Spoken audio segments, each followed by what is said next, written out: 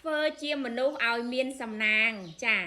ឲ្យបកគលណាជួបយើងហើយនៅចិត្តយើងនៅក្បែរយើងក៏គាត់មានសំណាងមានន័យថាប្តីយើងបានយើងជាប្រពន្ធក៏គាត់មានសំណាងកូនរបស់យើងមានយើងជាម្ដាយក៏គាត់មានសំណាងម្ដាយបើយើងមាន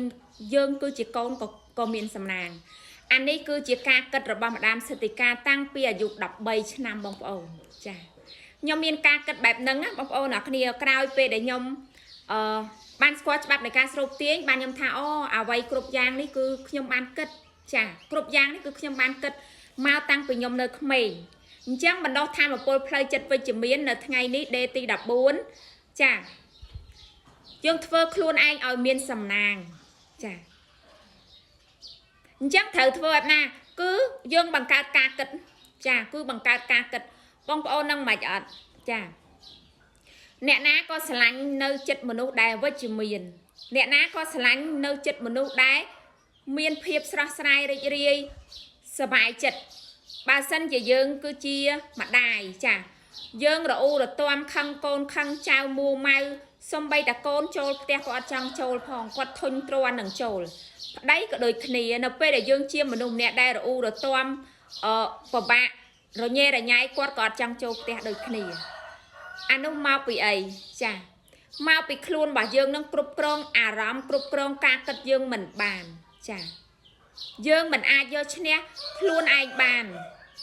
សួរថាយើងចង់ធ្វើអញ្ចឹងអត់យើងអត់ចង់ទេតែមកពីយើងអត់អាចយកឈ្នះចាកំហឹងយកឈ្នះការមួម៉ៅអត់អាចយកឈ្នះការរអ៊ូរទាំនឹងបានចាទើបធ្វើឲ្យមនុស្សជុំវិញ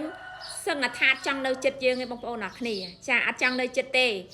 គ្មានអ្នកណាចូលចិត្តនៅចិត្តមនុស្សដែលរអ៊ូរទាំឯងបងប្អូនចាអញ្ចឹងដោយសម្រាប់ម្ដាមសិទ្ធិការផ្ទាល់ចាការធ្វើវីដេអូគឺធ្វើវីដេអូតែបើថាជាមួយកូនជាមួយចៅអីខ្ញុំមិនចូលចិត្តនិយាយច្រើនខ្ញុំមិនចូលចិត្តល្អខ្ញុំចូលចិត្តផ្ដល់ភាពរីករាយឲ្យគាត់ចូលចិត្តផ្ដល់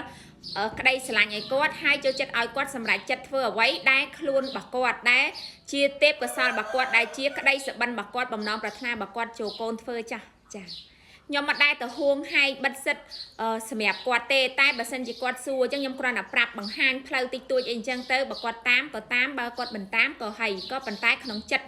ដួងចិត្តដ៏ជ្រៅរបស់ខ្ញុំគឺខ្ញុំបានបោះការជឿចាកូនខ្ញុំជាមនុស្សល្អដែលមានសំណាងពេញមួយជីវិតចាអញ្ចឹងហើយនេះហើយដែលយើងអាចគ្រប់គ្រងខ្លួនរបស់យើងបានដែលយើងយកសតិរបស់យើងមកដឹកនាំជីវិតរបស់យើងបានចាអញ្ចឹងពេលដែលយើងត្រូវធ្វើបែបនេះបានហេតុអីយើងមិនមែននៅសុកធ្វើបានទេបងប្អូនម្ដាមសិទ្ធិការគឺបានបណ្ដុះខ្លួនឯងរយៈពេល1ឆ្នាំ2ឆ្នាំការដើរលើច្បាប់នៃការស្រូបទាញមួយនេះចាគឺខ្ញុំតែងតែបណ្ដុះចាផ្លូវចិត្តរបស់ខ្ញុំឲ្យគិតវិជ្ជមានគ្រប់ស្ថានភាពគ្រប់ស្ថានភាពគ្រប់បកគលដែលចូលមកក្នុងជីវិតរបស់ខ្ញុំមិនខ្វល់អ្នកជាយ៉ាងម៉េចទេតែសម្រាប់ខ្ញុំគិតទៅលើអ្នកល្អជានិច្ចចាព្រោះខ្ញុំបានគិតវិជ្ជមានហើយព្រោះខ្ញុំដឹងថាចក្រវាលតែងតែរកយុត្តិធម៌ឲ្យខ្ញុំនៅពេលដែលខ្ញុំបញ្ចេញចិត្តបរិសុទ្ធរបស់ខ្ញុំទៅប៉ាតែងតែ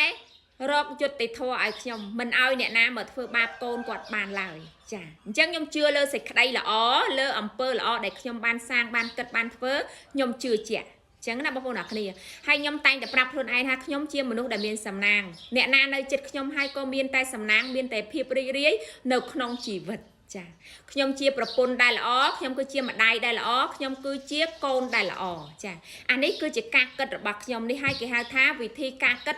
ឲ្យវិជ្ជមានចាអញ្ចឹងអ្នកណាក៏ប្រាថ្នានៅចិត្តបុគ្គលបែបហ្នឹងដែរមែនអត់បងប្អូនអរគ្នាចាពិតមែនឬក៏មិនមែនបងប្អូនខមមិននៅក្នុងវីដេអូមួយនេះដើម្បីឲ្យម្ដាមសិទ្ធិកា